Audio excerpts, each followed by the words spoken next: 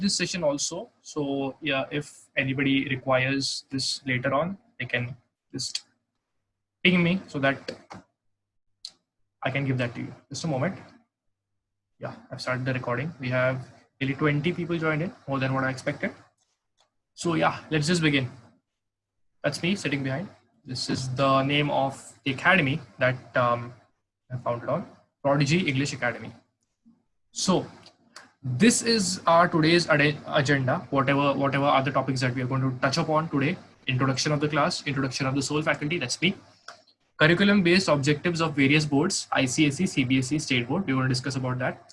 Introduction to Open Age Category Batch. It's a surprise. We'll just disclose that in the end. USP of Prodigy regarding the English language. Why Prodigy? Why me? Need to learn English and need for learning English. Of course, that's our whole agenda, right? Now, what do I mean by the smart way? If you have read my flyer or the description which is there in the group, WhatsApp group, I have put up over there like learn English the smart way, not the way which your curriculum teaches us. So what do I mean actually by the smart way? I'm going to disclose that. Don't worry. We're going to touch upon all these things. So without wasting any more time, let's just move on. Okay. About Prodigy. Now, where does this begin? Where does this class begin? When does this begin, rather? My class had started 2.5 years ago, where I started teaching students of ICSE board mostly. And after that, I am now diversifying into CBSE, State Board, and even an open age category. I've been teaching through this medium for the past 2.5 years, like I mentioned, and my first batch of 10th ICSE has also passed out recently. Okay, just a minute. I have, okay.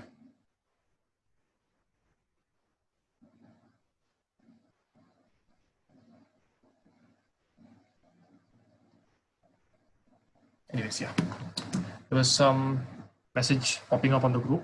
Apologies. So yeah, that's when Prodigy began. And initially, the sole objective was to teach curriculum-based English for students, of course, of 10th grade and 9th grade for that matter. But now I'm diversifying, like I said, into an open age category also.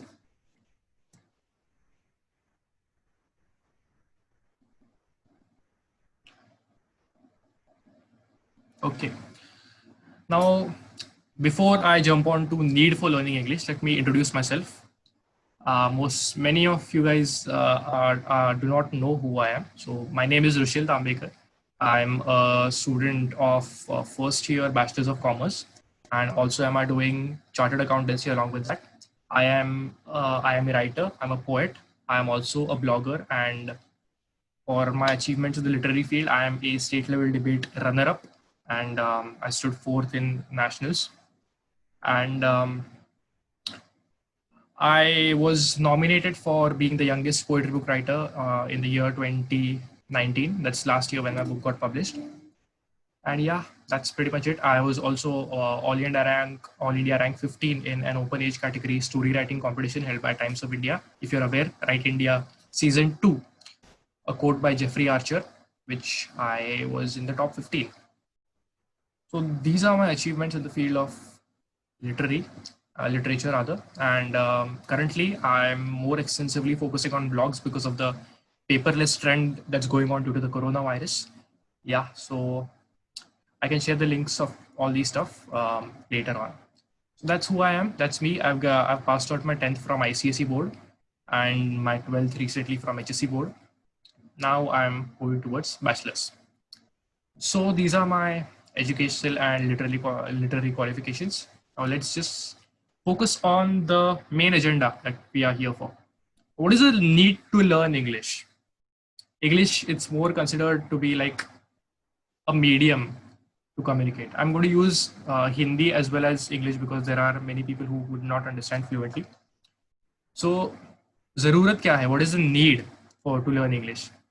If you just see it on a wider perspective, English is just another language. Bhasha hai. It's just a language. It's a language, but it is a medium to communicate your thoughts to somebody else. That's what a language is. Now, if you just treat it as a language, things seem far more different than if you treat it as a subject. What happens in India, what happens around us, what happens in our curriculum is that we treat English as a subject. We treat English as a subject. We treat it as a part of our curriculum, which we need to study rigorously, which we need to buy hard something. No, English is a language. Treat it like the other languages. The language that you have, your language that you have as your mother tongue, or maybe German or Spanish. German, Spanish, French. We learn because we are more. We want to be acquainted with the culture over there, right? So first of all, we need to treat English as a language and not as a subject. Now, why English? What are the aspects that makes an English speaker elite? By elite, I mean classy, eloquent. If you are good in English, why is it a plus point?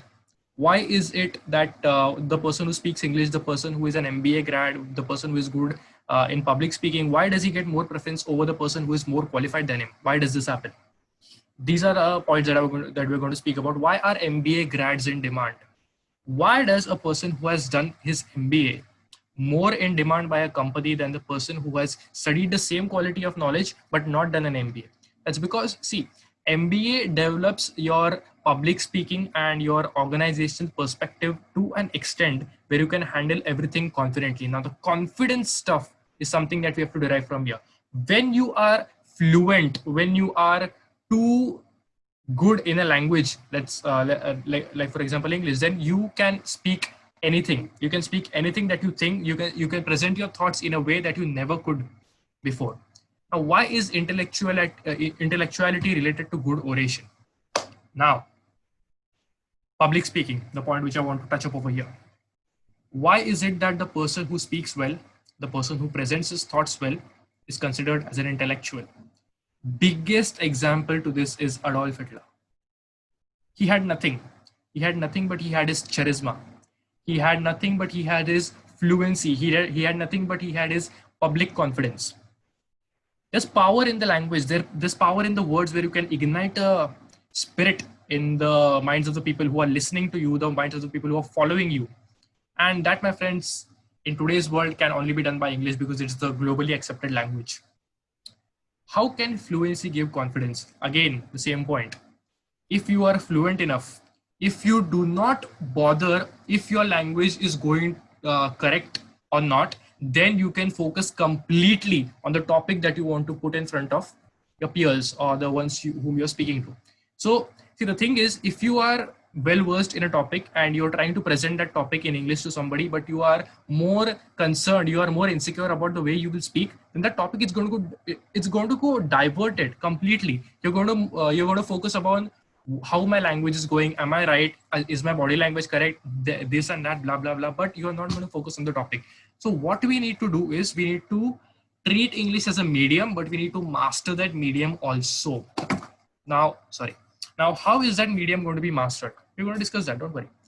Now, there's a need to express your thoughts in a profound manner. There's a reason why formal English is in more demand in the corporate culture in today's world.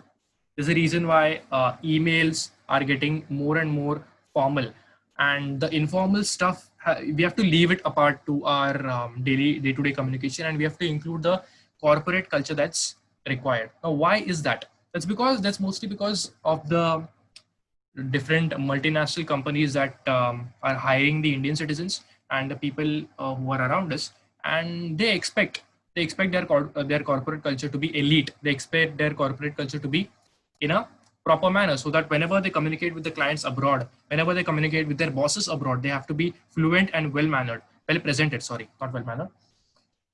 So the demand of the society. Now, again, deriving my point from the previous part, English speaking is a demand of the society. It's not something that we have derived from the Britishers, or not something that we are deriving from the Western culture. Yes, I agree. Western influence has to do a lot with speaking English, but the society demands us to speak English properly. Okay, what is the condition in our country? What is the condition in India? This was on a broader level. Now let us just analyze what is going around us. I'm going to come on every aspect. Please be patient and don't just disrupt here. So, what is the condition in India right now? Education imparts the introduction of the said language. Yeah, obviously. English is learned by the people who are educated, by the people who are taking formal education only. Because obviously, because in English is not the first language in most of the cases in India. It's more of a third and fourth language. Sorry. Graduates are considered to be well versed. Now, this is the biggest myth of the century that's going to come in front of us. Like the people who have done their graduation properly, people who have done their schooling in English are brilliant in English is what is assumed. But just look around yourself. Look around. Is this statement right? Ask yourself. Just analyze that, and that's just going to be big no. Schools having English medium curriculum now. English medium curriculum is far more flourished in India than it was initially. But the thing is, English medium curriculum is not imparting good quality language on the students. It's just introducing subjects in the languages apart from the vernacular languages.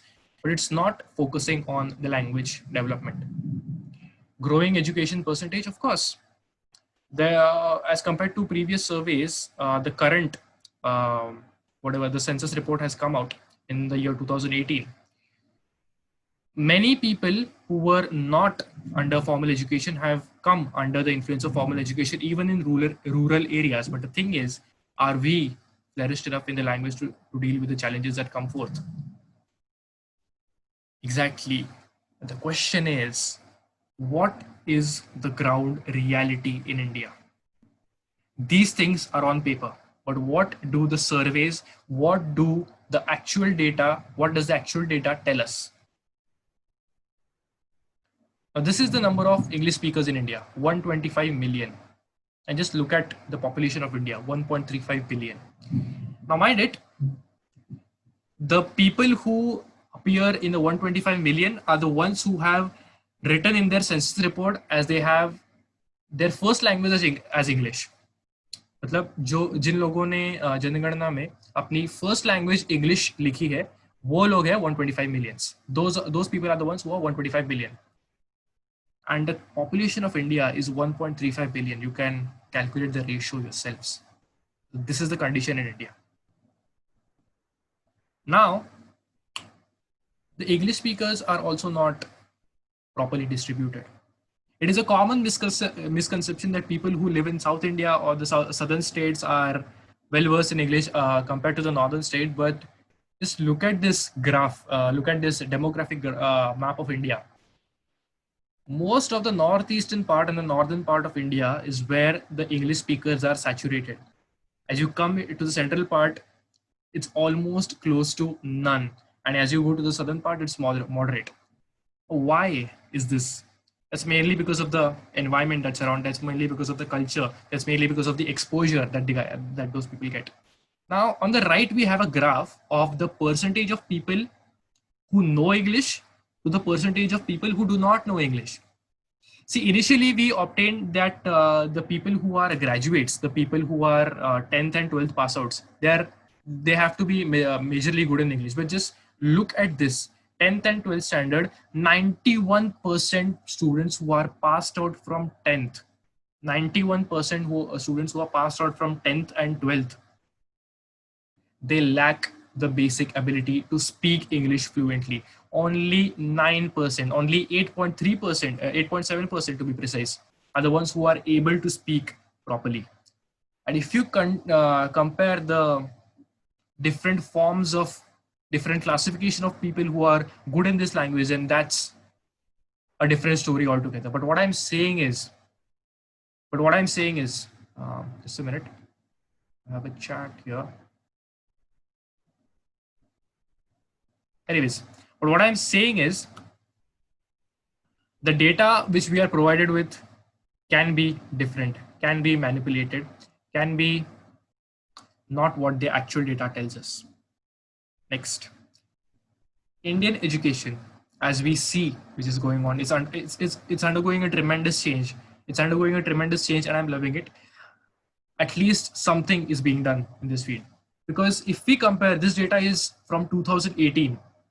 If we compare the student to pupil ratio in India, it's tremendous. It's compared to China, Russia, Brazil. Okay, South Africa has more because of their other reasons, but just look at it. For every 25 students, India has one teacher. Now this data is according to 2018 census. This might be undergoing a change, but this is what was available. So out of every 25, okay, am I being too loud? I'm sorry if I'm being too loud. Yeah, sure. So out of, for every 25 students, there is one teacher, and that is a huge ratio. And that's the main reason why Indian education system is in a backward form. But we are undergoing a change, so let's hope that things go better. Now, this is the ground reality about Indian education. Like we said, the actual data, what we ascertain it to be, and actual data which comes in front of us, it's different. So on the left hand side, we have a graph of the classification of schools in which the students are admitted. See, this is from grade 5 to grade 12 and by type of institution. 63% of students in 2010 to 2011 were from government aided schools. 25% were in private unaided schools and 12% were in private aided schools. But that data is shifting tremendously. In 2013-14, this data has changed to the people who are getting admitted into government school is 57%, in private is 31, private aided is 13. But what is the speculation in case of 2030-31? This is obviously a speculated data. This is what we assume that the data is going to be. According to the speculation made, 33% students will still be going to government schools. Why? Because of the financial aid, because of the uneven distribution of income all across our country. Now that can't be changed drastically, but just look at the drastic change that is being expected. 55% of the students are expected to be going to private unaided schools. Now that can be a stepping stone towards quality education, but nothing can be guaranteed, my dear friends. On the right, we have the gender-based classification. Now, please don't raise any questions of feminism against me. This is what the actual data says, and I don't want to pinpoint any particular gender for this. But if we just consider the ratio of education, that is the number of girls per 100 boys, 95 girls per 100 boys is what the data currently is. And that's improving. It's a good thing initially, and in the secondary schools it's 89 to 100. In upper elementary schools it's 93 to 100, my bad, and in elementary education it's 95 to 100. The ratio is improving, but it's not equal. Okay, the actual data, what now? Classification of different languages, the vernacular languages also, and the national language of India, and the percentage of speakers according to the classification of first language, second language, third language is what is given over here. If you observe, first language speakers in the language of Hindi is the maximum, no comparison to others. Second language speakers of Hindi are comparatively low, and third are the least. But if we consider English has second language speakers and third language speakers. We are not seeing any first language, and I know that's never going to happen, and it's good that it doesn't happen. We have to respect our vernacular languages and Hindi as well. So my point is, when will this graph undergo a change? If we see, there are more people speaking Bengali in India than there are people speaking English in India, if we compare the graphical form. This is the ground reality in India. And the other data which shows the Lok Foundation survey pegs the share of bilingual Indians at 37.5%. The rest are just unilingual or multilingual.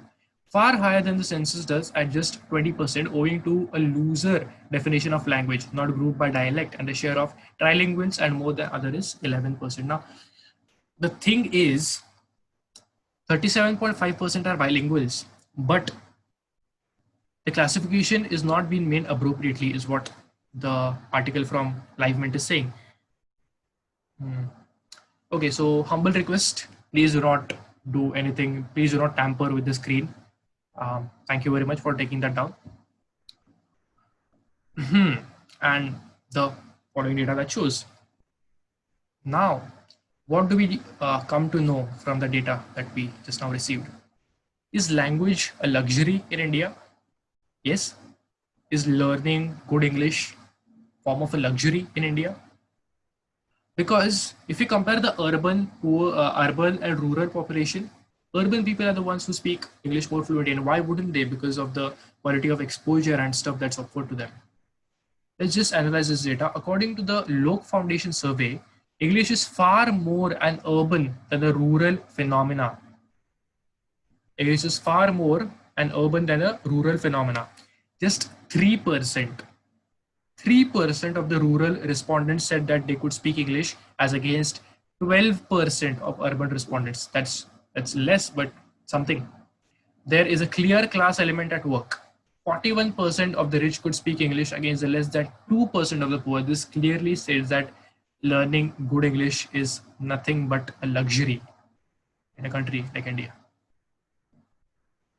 Now, the impact of globalization and foreign education and English as a language to facilitate it.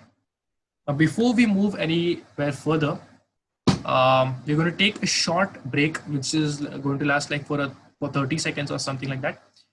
I'm just going to end this meeting, and we're going to join back in the same link, the one which we have shared, the one which from which you joined this session. Same link is going to be used to join back again. Just 30 seconds gap, just to overcome the bandwidth issue and all the technical stuff, so that we are able to run every presentation smoothly. Okay, I'm just ending this session. Please join back the same way immediately, okay, as you did to this session. I'll stop the share. Okay, please join back again. I'm ending it again. Okay, but there are certain obligations in studying abroad too. There are certain problems in studying abroad too. There are certain things that we need to ascertain before we consider the point of studying abroad. English is the globally accepted language, like I said. Working for multinational companies comes under globalization. Now, many of you, if you have your relatives or yourselves working for any MNCs, you guys would be aware of the kind of communication that you require to have with your bosses who are abroad, with your clients who are abroad. You need to understand the accents. You need to be fluent in that language. We need to understand accents in which our client or our boss is speaking in. That's going to come through the flourishing of globalization here. Need in corporate fluency. We have touched up on this point in the very beginning. I won't repeat it. Now, this is the data of students who are seeking education abroad.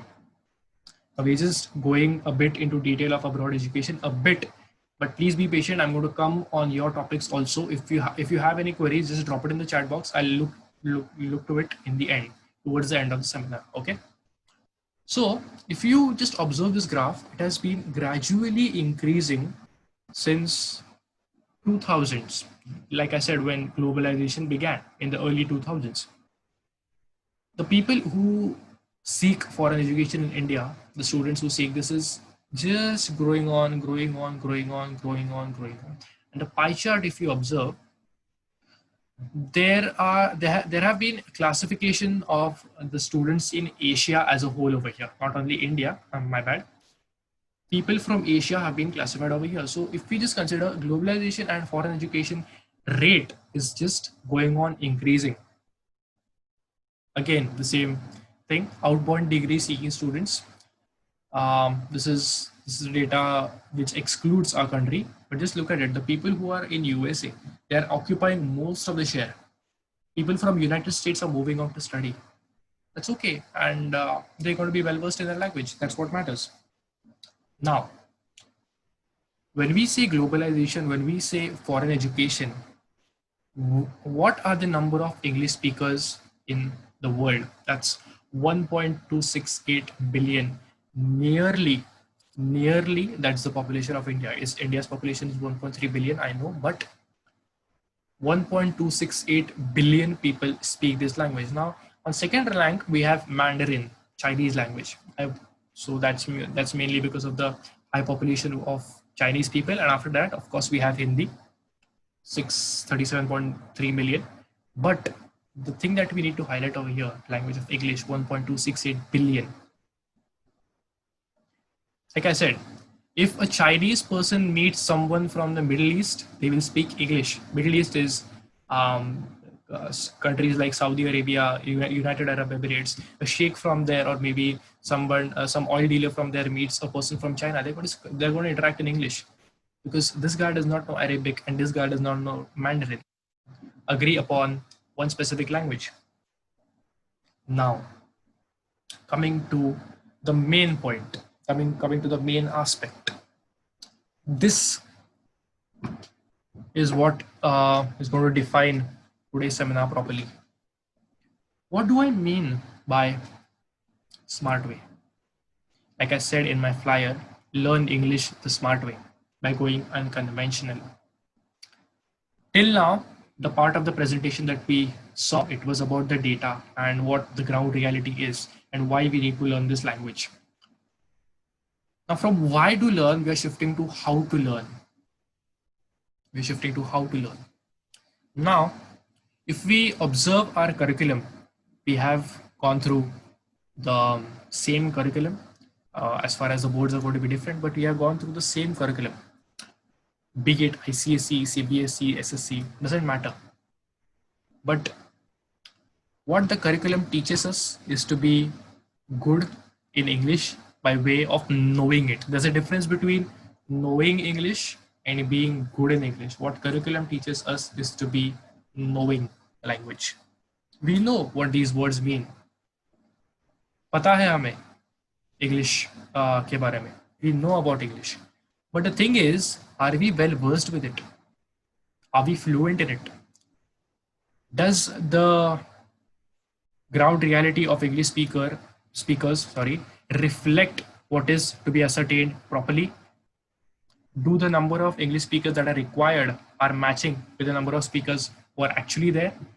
The answer to that is no. That's the reason why I'm going to break down a smart way that I am going to use in my classes, that I have been using in my classes as something, as something to use a method of learning English. Now, usually, right from childhood, we are taught English through textbooks rather than the interactive way. But what I want to highlight is that the bookish way of learning English will just take you this far. This far is where you can read, write, speak, okay. You can speak not that great, not that bad. You can understand, you'll write good, you'll read English properly, but we have to take it to the next level. We have to take it to the next level. And why? Because we need recognition. We need to place our thoughts. We need to place our agendas in front of the world. For that, we need to be heard. We need to be heard by the people, and we're going to be heard only if we communicate in a proper language. Not the smart way. Like I said, the curriculum focuses on the bookish way of learning this language. But the thing is, guys, if we have a different approach, if we look at it as a language and not as a subject, like I said in the very beginning, if we look at it as a language and not as a subject, things will get different drastically. Now, how do we do that? There are a lot of aspects to be covered. Let's just look at the next slide. For that, what I did was I compared English to any other foreign language. English is a foreign language. Yes, of course. So what I did was I compared English to other foreign languages and one vernacular language, which was Hindi. And a graph which told me it was somewhat shocking. If you just look at these pie charts and bar graphs, it's going to tell you the people who are learning French, Spanish, German, max to max Korean for that matter. See, if you just look at this pie chart, the one that I'm circling with my cursor right now, 37.5% students are such that they have learned it just for the sake of education, just because the curriculum wanted them to learn. 18.8% are the ones who are good in that language actually, and 43% are the ones who can only read and write that language properly. Again, this 50% of students who have learned these foreign languages are from schools, others from college, 31.3%, 12.5% online, and the others is from universities and stuff. The results were truly shocking, obviously. And this reflects a lot about the other foreign language that we want to speak about, English. Now, how to attack this language, how to attack it. I have broken down this into smaller parts, small parts, and one by one we attack that. Like for example,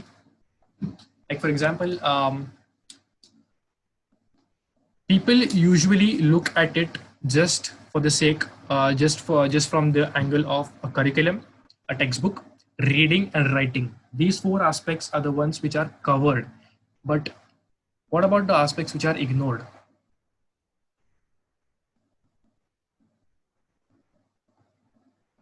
What are the aspects which are ignored? The ignored aspects include listening to good quality of this language, speaking good quality of this language, and reading rigorously. Reading is being covered, but not just textbooks. Speaking and listening is something which goes unnoticed by us mostly. Have we ever asked the question to ourselves that why is the West more acquainted with the fluency of this language than us? That's because they have a community of people who speak that particular language. Why are Northeast and North Indians and some states of South more acquainted with this language than the Central and the Western states? Because people are creating communities, people are making groups where they speak this language continuously. Community based learning, community based approach is the most important. People who learn these foreign languages, German, Spanish, and all these stuff, the place where they learn it, even they create some sort of communities. They create some sort of students along with them. They gather some sort of people along with them, and they communicate frequently. Creation of community is my next point. Obviously, I'm going to include that. That's the most important. The more you speak, the more you listen, the more you are flourished.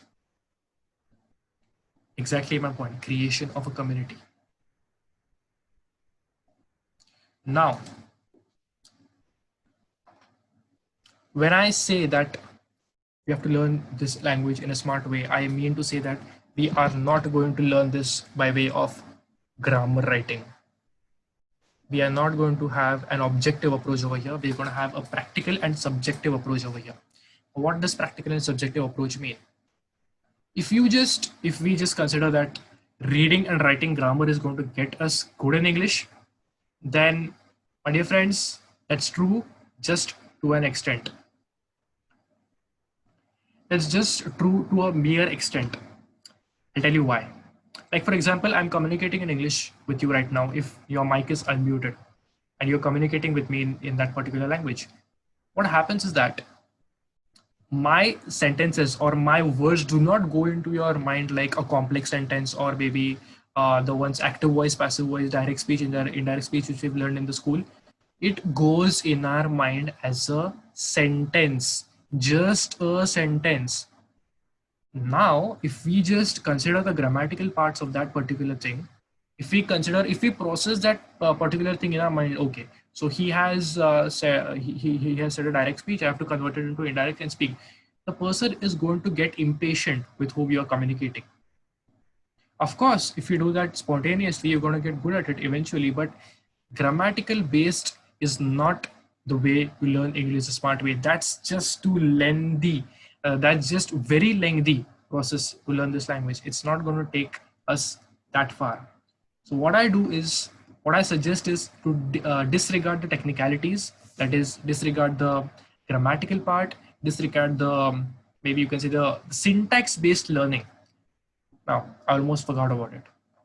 Our curriculum in India, we have syntax-based learning. What is syntax-based learning? Coders, the people who are good in, people who are from the field of computer science, they would be acquainted with this stuff, syntax-based. Syntax is a particular format of a stuff. Like for example, the syntax of a presentation has to be starting slide, welcome, blah, blah, blah. So what our education system teaches is that whenever a gerund is accompanied with a past participle, you use when, you use by, you use the. But the question is, when I speak, do gerunds come out of my mouth or do words come out of my mouth? If we think logically, these are going to be just words. If we focus on the grammatical part, we're going to go more complex. The things are going to get more complex in all. So disregarding the technical part and looking at it as a language, flourishing on your own is going to help us. Now there are 4 things to this. There are 4 aspects to this: reading, writing, speaking, and listening. Reading, writing, speaking, listening. These 4 things are the most important if you want to be good in this language. What does reading do? Reading makes you come across new words. Whenever you come across a word twice or thrice, you're going to be acquainted with it. It's going to be imbibed in your mind. You're never going to forget that particular word. That's what reading gives you. Reading also gives you the particular usage of a particular word in a particular format. This is what syntax-based learning teaches us. Syntax-based learning teaches us that if these words are combined in such a manner, you're going to use this word as an answer. But nobody has shown us the practical application of this, have they? Reading on your own is going to take you that far. If you read more and more books, if you read more and more articles, if you read more and more blogs, you are going to be aware of new phrases, you're going to be aware of new words, and that's going to take us a step ahead of what we are right now. The second aspect, writing. What do I mean by writing? By writing, I don't just mean blindly copying what's written on a particular website, what's written in a particular blog. By writing, I mean expressing your own thoughts. What does writing do? Writing makes us insecure. Why? Writing makes us insecure when people are going to read it. When you're going to present your stuff to public at large, when you're going to write something that many people are going to read, you obviously are going to be insecure of whatever you're going to write. We are going to be insecure of whatever we are going to write. So what we do is we tend to be careful with our words. We tend to be careful with the speech that we use. So we tend to go into self-analysis. That's the most important point that writing highlights. Self-analysis is imparted from writing. The third part, speaking. Speaking is far more the most ignored, far more the most important. It's an irony, guys. Speaking is the most important aspect, and it's the most ignored aspect also. What good does speaking English do to us? What good does speaking English do to our vocabulary? What good does it do to our confidence? When you speak more and more, the self-analysis part is amplified. When you speak more and more, you tend to know where you're lagging behind. We tend to understand if we are able to do well in this language or not. Speaking is the most important, and where do you speak is the most important also. Because if we speak among the people who are as on the same level of English as you are, it's not going to help. Why does a person who has stayed in the US for nearly 5 to 6 years have a different way of approaching the language, has a different accent than the person who is in India? Why? Because the people who he speaks English with, are good in it. Their accent is somewhat different, and our mind is such that we get acquainted with it more often. Okay, so that's the aspect of speaking and listening. Listening, now what to listen and why does listening have such an impact? Listening good quality English, it's just the audible way of reading. People who read, people who listen are the people who are acquainted with new words, are the people who are acquainted with how new words are used. Just common example, if now in this case of online lectures, if you are attending your school and college or whatever lectures, class lecture that you are properly, then the phrase which your teacher uses very commonly, it gets imparted in your mind. You tend to inculcate that phrase in your speech also. That's no different from this language. If you listen to good quality language, if we are acquainted with good quality words, obviously we're going to use them in our language also. Or what to listen. I hope many of us are aware of this commonly used term called as podcasts. Podcasts, podcasts. The podcasts are mostly lectures about something, or maybe mostly storytellers who record themselves, or maybe singers who express their journey or all those stuff. But what podcast does to us is that it gives us quality language. It also gives us quality general knowledge. It also gives us quality general knowledge. This was a part of listening. Now, these four aspects, when they go hand in hand, the palm of this language is created properly, perfectly. This was the ultimate smart way that I was trying to say. Not going through the technical aspects, but going through the practical aspects, not the objective approach, but the subjective approach. Now, I spoke a lot about the language as a whole. Now, there are people who have joined in for curriculum-based learning also. Yes, I do offer that courses as well. So for ICSE 10th, I initially have a crash course in English literature. Crash course in English literature for the sake of the novel of Merchant of Venice completely, for the treasure trove collection of short stories and poems completely, and your test series of 2 papers of the subject that you join the class with. All these things are going to, and weekly tests obviously are going to be covered in this. I've been teaching Merchant of Venice for the past 2.5 years, so we're in safe hands, don't worry. And this batch is going to start on 25th of November. I'll tell you the reason why I'm starting the batch after November. That's mainly because I have my examinations coming up in the first and second week of November. I'm pursuing CA, and my foundation exams are from 9th of November to 17th of November. So I'll need some time to prepare myself. So 25th of November is when we begin the 10th standard ICSE crash course. Crash course, why? Because it's just for 2.5 months, max 3 months. Then we have a crash course, or see, these fees are slightly different from the ones which I used to take before. That's mainly because this is a crash course and the other was a full course. And for ICSE 10th, we also have a course in English language which costs 3100 on 25th, which also begins on 25th of November. For CBSE 10th, we have a course in CBSE English complete. The textbooks that you have, the 2 textbooks that you have, including the prose, poetry, and creative writing part, and grammar to that extent. State Board 10th. See, CBSE and State Board, I'm starting my batches from this year itself. This is my first batch, so just for the disclaimer. State Board 10th grade, we have a course in SSC English, which begins on 27th of November again. And its fees is 3150. But the thing is, right now, if you register and pay 70% of the amount before October 1st, you're going to get a 10% discount on the original fees, and the fees will undergo a change accordingly. If you pay the 70% of amount before October 1st, that was about the curriculum based stuff. Now, the big announcement. What is the big announcement? The big announcement is about the open age category batch or the open age category course that I'm announcing. It's free for not free in the sense, not monetarily.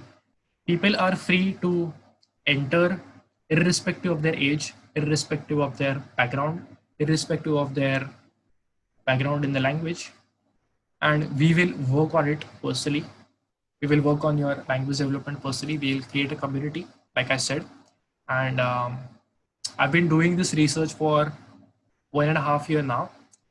How to deal with people of different age category in different circumstances, and obviously I'm younger than most of the people who have joined in here.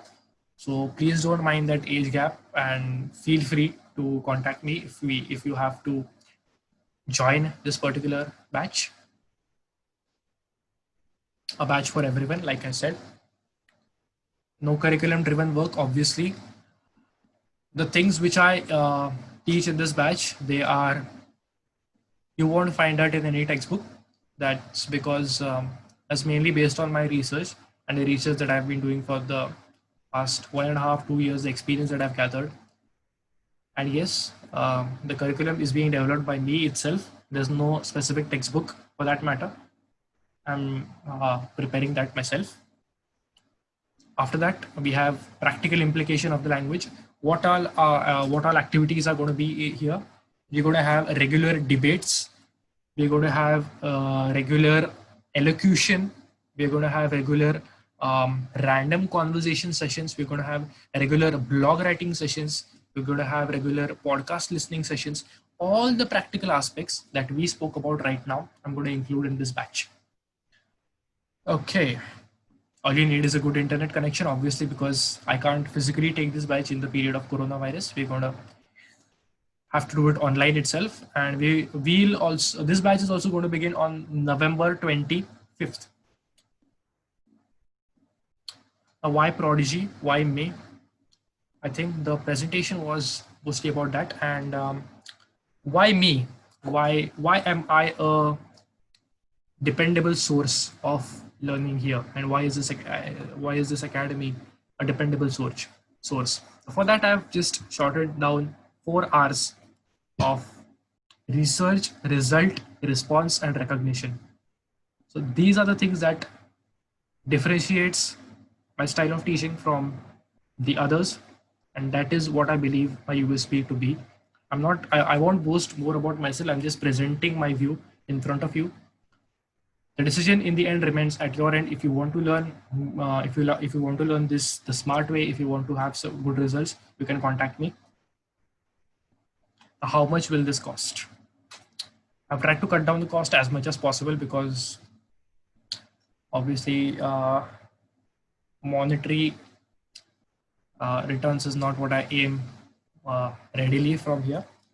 So yeah, again, it's 3,825 if again if you make 70% payment by October 1st. This is the early bird discount that I've offered, 15%. And yeah, this course has 15%, and ICSE CBSE State Board has 10%. And it amounts to 4500 if you registered on or after October 1st. Register and pay the money accordingly. You just take a screenshot for further reference if you want, and if you want to join this batch, obviously. So that brings me to the end of the presentation. Okay, I've stopped my screen sharing here. So if you have any sort of doubts or anything that you want to ask, just hop in the chat box and go ahead.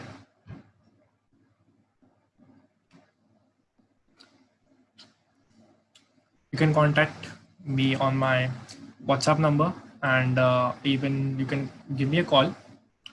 Just a minute, I'll just type out my numbers over here.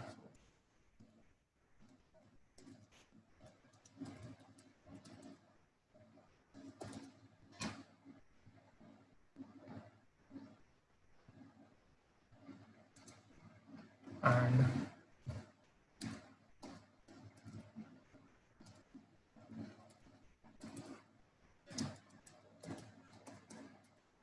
So I've just posted my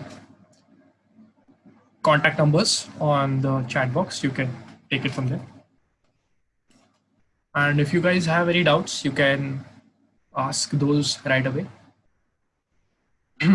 We have about 10 minutes of this meeting remaining. After that, we'll close it out. Thank you for your patience again. Yes. Does anybody want to speak? I can give you the option to unmute yourselves if you want to speak. Okay. So what will be the timing for open age category? The timings for the open age category are mostly going to be in the evening and the night, because that's when the people are going to be free, I suppose, because of the schedule that we guys have. So it's going to be mostly this the way that we have this session, 9:30 to 10:30, or else if people agree upon a different time, I don't mind. Yes. Any other questions? Okay. What about the kids batch? When is it starting and what is the duration and fees? Kids batch is the same to the open. See, when I say open age category, it includes all those, and I'm going to bifurcate the people according to their ages, obviously.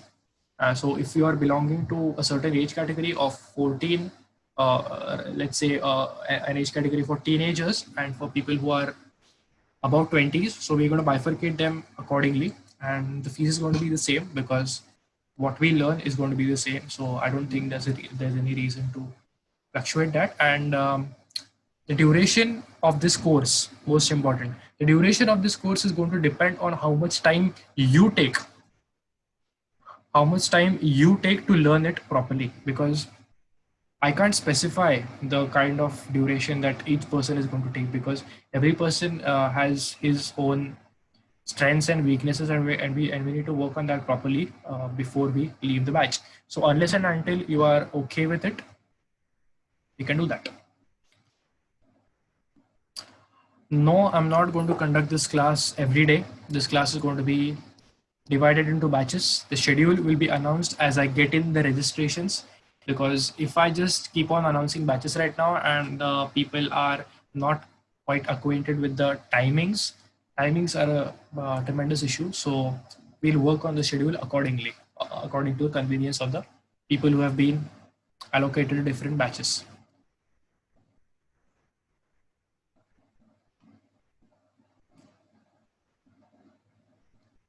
Yes, any more doubts?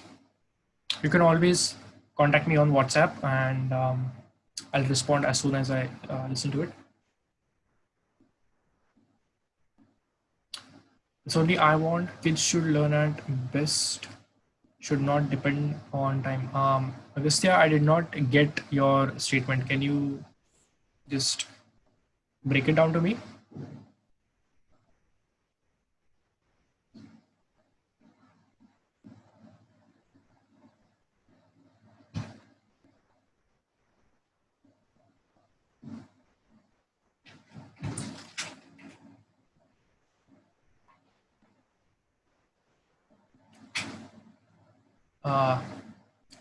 If we take admission for the entire family, then what's the discount? Okay, we'll work on that later. We'll work on that accordingly. Don't worry. Yeah, Agastya, I didn't get your doubt. Can you just repeat it?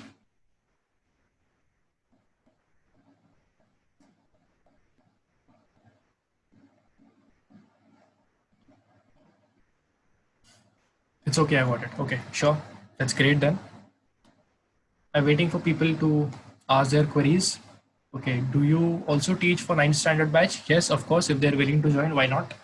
But not curriculum driven,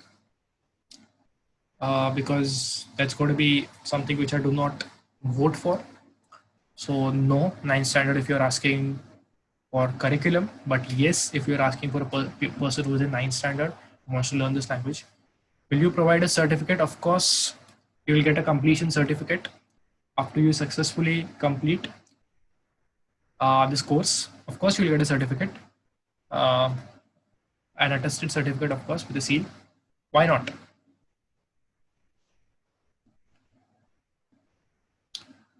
Just want to ask about what all thing they are going to learn. Yes, of course.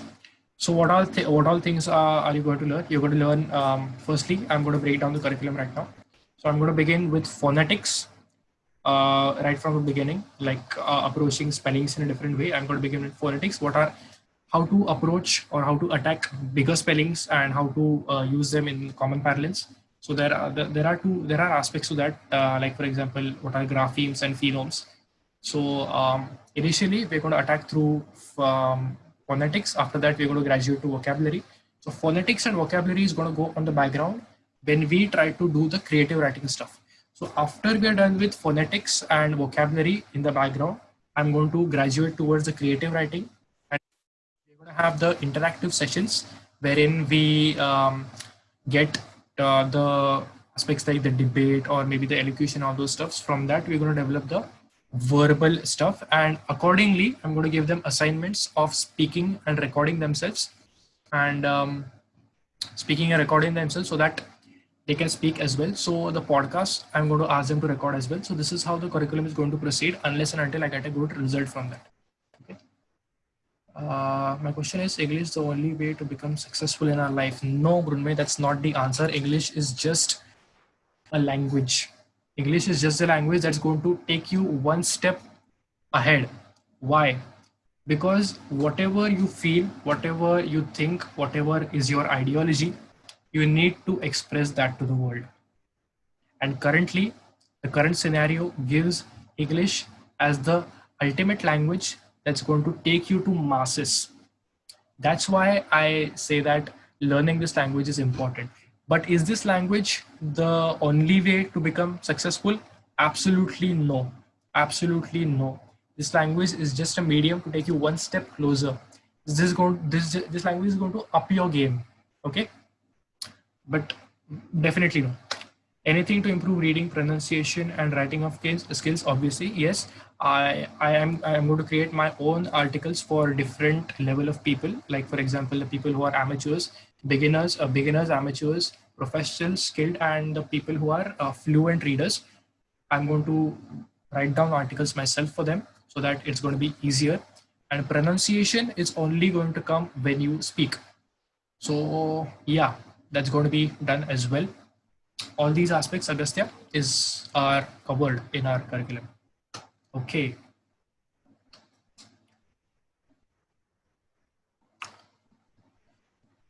We have about a minute and a half left. Anything to improve reading? Okay, wait.